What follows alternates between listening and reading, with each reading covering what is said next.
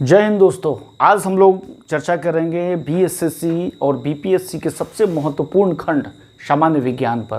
BSSC परीक्षा को लगभग 40 दिन रह गए हैं और इन 40 दिनों में हमें क्या पढ़ना है और कितना पढ़ना है, इस पर आज हम लोग चर्चा करेंगे। तो आगे बढ़ने से पहले आप लोगों से अनुरोध है कि अगर आप लोग इस चैनल को अभी तक सब्सक्राइब नहीं किए हैं तो प्लीज़ सब्सक्राइब करें, शेयर करें, लाइक करें और कमेंट ज़रूर करें, कमेंट्स करें ताकि इस चैनल को और अधिक सुधार किया जाए और आपके पास एक परिमार्जित मटेरियल आपके पास पहुंच सके जो कि आपके परीक्षा के लिए काफ़ी उपयोगी साबित हो। तो आइए देखते हैं विज्ञान के तीनों खंडों के बारे में। और यह टॉपिक वैसे टॉपिक है जो बीएसएससी के दोनों परीक्षाओं में 2010 और 15 में पूछा गया था। उन्हीं टॉपिक्स, उन्हीं खंडों में से चुन करके लाया गया है। तो बारी बारी से हम लोग तीनों खंडों के बारे में देखते हैं और कितना समय किस पर दिया जाए और कैसे हम लोग पढ़ा जाए ताकि आने वाले 40 दिन आपके लिए बहुमूल्य साबित हो। तो सबसे पहले हम लोग देखते हैं फिजिक्स। फिजिक्स का जो पहला भाग है यांत्रिकी। यांत्रिकी में हम लोग गति का नियम, गुरुत्वाकर्षण, सदिश, अदिश, इसको देख लें। गति में चाल, वेग, त्वरण से संबंधित प्रश्नों को हम लोग को देखना है। चाल और वेग और त्वरण से संबंधित 2-3 जो सूत्र होता है उसको भी याद रखेंगे, जैसे v = u + at, या अगर s निकालना है तो ut + ½ at², या फिर v² = u² + 2as। इन सारी चीज़ों को हम लोग दिमाग में रखेंगे और इससे संबंधित प्रश्नों को जब कभी आंकिक प्रश्न भी पूछे जाते हैं तो आंकिक प्रश्नों को हल करने में काफ़ी आसानी होगी। इसी तरह गति का नियम है। तो गति के हम जानते हैं कि न्यूटन के गति का नियम 3 होते हैं। जो पहला गति का नियम होता है उससे हमें जड़त्व की परिभाषा मिलती है या जड़त्व भौतिक तत्व मिलता है। दूसरे गति से हमें बल की परिभाषा मिलती है। तीसरे गति के नियम से हमें संवेग की परिभाषा मिलती है। तो इससे 3 तरह के प्रश्न पूछे जा सकते हैं। इसी तरह गुरुत्वाकर्षण से कई सारे प्रश्न पूछे गए हैं। इस भाग में हमें भार और द्रव्यमान के बारे में भी प्रश्न पूछे जाते हैं। इसी तरह सदिश और अदिश जो कि सबसे इम्पोर्टेंट है। कोई भौतिक तत्व का नाम दे दिया जाता है कि बल सदिश है या फिर अदिश, दाब सदिश है या फिर अदिश। तो यह आप लोगों को देखना बहुत ही ज़रूरी है। यहाँ मोटा मोटी मैं ये बता देना चाहता हूँ कि वैसे भौतिक तत्व जिसमें परिमाण और दिशा दोनों होते हैं उसे सदिश कहा जाता है, तथा सिर्फ जिसमें परिमाण होता है उसे अदिश कहा जाता है। तो इसको देख लीजिएगा, ये काफ़ी इम्पोर्टेंट आप लोग के लिए होगा। इसी तरह ताप और ऊष्मा है, इससे संबंधित 2-3 प्रश्न बहुत ही इम्पोर्टेंट पूछे जाते हैं। ताप से संबंधित उसके मात्रक के बारे में कि ताप का एसआई मात्रक केल्विन होता है, इसको याद रखेंगे।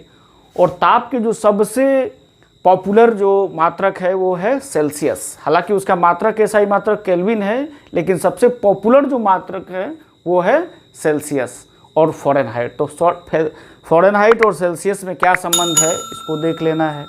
इससे एक तरह का ये भी प्रश्न आता है कि अगर किसी व्यक्ति का शरीर का तापमान 104 डिग्री फ़ारेनहाइट है तो सेल्सियस में उसका मान कितना होगा। या फिर इस तरह का भी प्रश्न आता है कि किस तापमान पे फ़ारेनहाइट और सेल्सियस दोनों का मान बराबर होता है।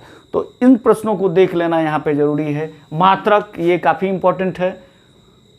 जितने भी पॉपुलर भौतिक तत्व हैं, भौतिक राशियां हैं, उस सारे भौतिक राशियों का मात्रक हमें याद होना चाहिए। 2-3 पद्धतियों में, कई बार सीजीएस पद्धति में भी पूछ दिया जाता है। जैसे पिछले परीक्षा में पूछा गया था कि बल का सीजीएस पद्धति में मात्रक क्या होता है। तो बल का एसआई पद्धति में तो मात्रक सब हम लोग जानते हैं न्यूटन होता है, और सीजीएस पद्धति में उसका मात्रक डाइन होता है। तो इसे भी हम लोग याद रखेंगे। इसी तरह बल से संबंधित तो न्यूटन के दूसरे गति के नियम से जो बल की परिभाषा मिलती है, इससे हम लोग बल के विभिन्न रूपों को पढ़ लेंगे। और इसमें एक चीज़ को याद रखेंगे कि बल से संबंधित अगर आंकिक प्रश्न भी आता है तो F × m × a, इसको हम लोग याद रखेंगे। बल एक सदिश राशि है। बल और कार्य में क्या संबंध है इसको हम लोग ध्यान में रखेंगे।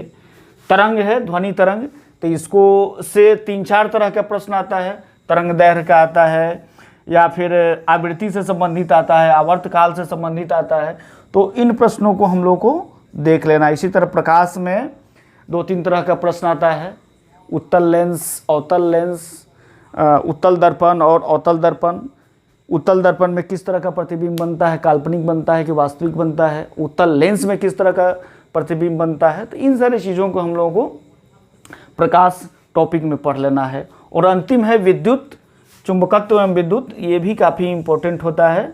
विद्युत धारा क्या होता है, विद्युत और चुंबकत्व में क्या संबंध होता है, इसको हम लोग देख लेंगे। प्रतिरोध से संबंधित प्रश्नों को हम लोग देख लेंगे। श्रेणी क्रम और समांतर क्रम जो समायोजन होता है, इससे संबंधित प्रश्नों को देख लेंगे। ये जो टॉपिक्स मैंने जो चुनाव किया है, ये उन टॉपिक का चुनाव किया है जो कि पिछले परीक्षाओं में पूछा गया है और उम्मीद है कि इन्हीं टॉपिक से फिर पूछा जाएगा।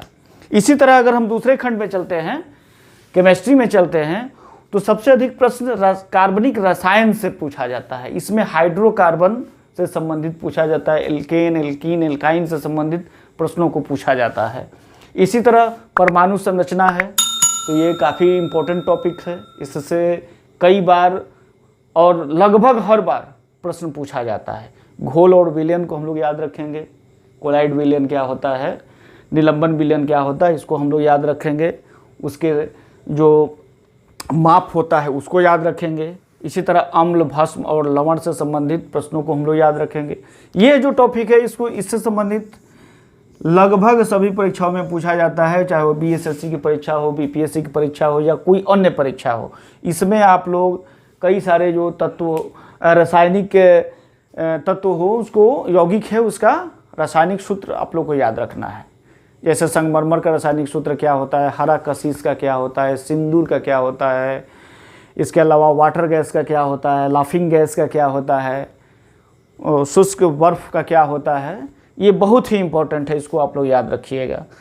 रेडियो सक्रियता से भी प्रश्न पूछे जाते हैं। रेडियो सक्रियता अल्फा, बीटा, गामा किरण के बारे में पूछा जाता है तथा इस पर कौन सा चार्ज होता है ये पूछा जाता है। रेडियो सक्रियता की खोज किसने किया ये पूछा जाता है।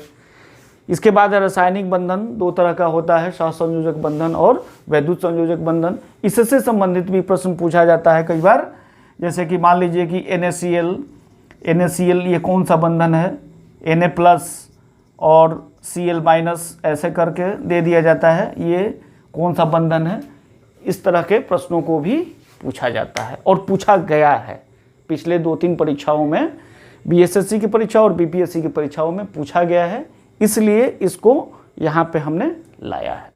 आइए अब तीसरे खंड की तरफ हम लोग चलते हैं, जो कि सबसे महत्वपूर्ण खंड है। विज्ञान की अगर सबसे महत्वपूर्ण कोई खंड है तो हमारा तीसरा खंड है बायोलॉजी सेक्शन। तो इसमें जो पहला टॉपिक मैंने लिखा है कोशिका, इसको आप बहुत बढ़िया से इसे पढ़िएगा। कोशिका का खोज से ले करके, उसकी संरचना से ले करके, उसके विभिन्न कार्यों तक सब चीज़ को इसमें पढ़ना है। खोज किसने किया था? रॉबर्ट हुक ने 1665 ईस्वी में। कोशिका से संबंधित 2-3 प्रश्नों को कीजिएगा कि जितने भी जीव होते हैं, कोशिका मानव शरीर की कोई भी जीव की सबसे मूलभूत इकाई होती है। एक कोशिकीय जीव का जो 2 नाम है उसको जरूर याद रखिएगा, अमीबा और पैरामीशियम। ठीक है, कोशिका का जो संरचना होता है इसमें 3 तरह के प्रश्न आते हैं, उसको जरूर आप लोग याद रखिएगा। जैसे कोशिका का आत्महत्या की थैली किसे कहते हैं?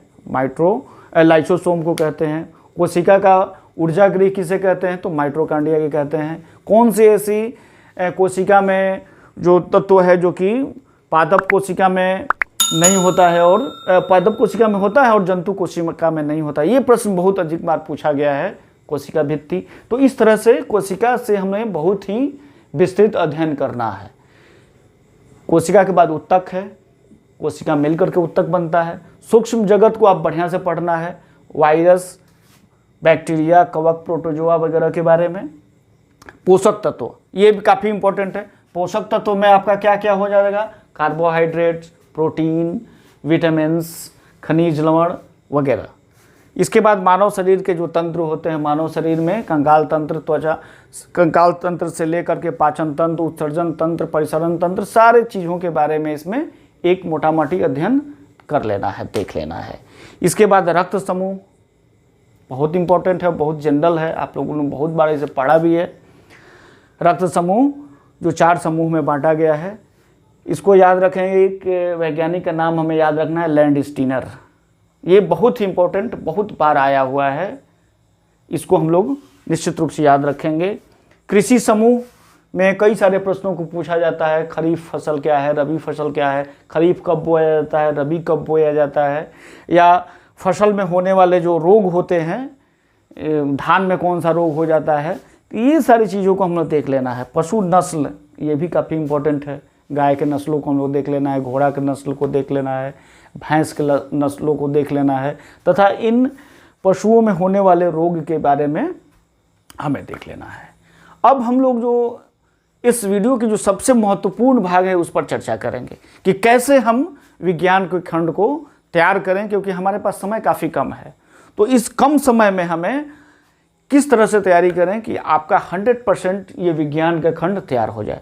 तो मैंने आप लोग को एक बिल्कुल वैज्ञानिक तरीका सुझा रहा हूँ। उस तरीके से अगर आप तैयारी करते हैं तो आपका विज्ञान खंड पूरी तरह से तैयार हो जाएगा। देखिए 3 खंड हैं यहाँ पे हमारा, फिजिक्स, केमिस्ट्री और बायोलॉजी। सप्ताह में 7 दिन होते हैं। 2 दिन आपको समय देना है, 2 घंटे फिजिक्स, 2 घंटे फिजिक्स का सप्ताह में 2 दिन। अगला 2 दिन जो होगा वो हमारा केमिस्ट्री का होगा, और अगला 2 दिन जो होगा हमारा बायोलॉजी का होगा, और जो 7वां दिन होगा वो 7वां दिन इन तीनों जो भी पढ़े हैं आपने उसे रिवाइज कर लेना है। फिर अगले सप्ताह में हमें 2 दिन 2 दिन 2 दिन और 7वां दिन उसको रिवाइज कर लेना है। अगर इस तरह से आप करते हैं तो आपका विज्ञान का खंड पूरी तरह से तैयार हो जाएगा। अब जहाँ तक सोर्स की बात है तो YouTube तो है ही। YouTube के अलावा अगर बुक्स अगर देखना चाहते हैं तो लूसेंट की बुक देख सकते हैं, इसके झा की बुक्स देख सकते हैं, NCERT का सार जो है उसको आप लोग देख सकते हैं। तो उम्मीद है कि अगर इस तरीक़े से आप तैयारी करते हैं, आने वाले 40 दिनों में, लगभग 40 दिन का समय बचा है आपके पास, 40 दिनों में तैयारी करते हैं तो विज्ञान का जो आपका खंड है लगभग 25 प्रश्नों का, जो कि सबसे महत्वपूर्ण भूमिका निभाता है, वो आपका पूरी तरह से तैयार हो जाएगा। वीडियो के अंत तक बने रहने के लिए आप लोग को बहुत बहुत धन्यवाद।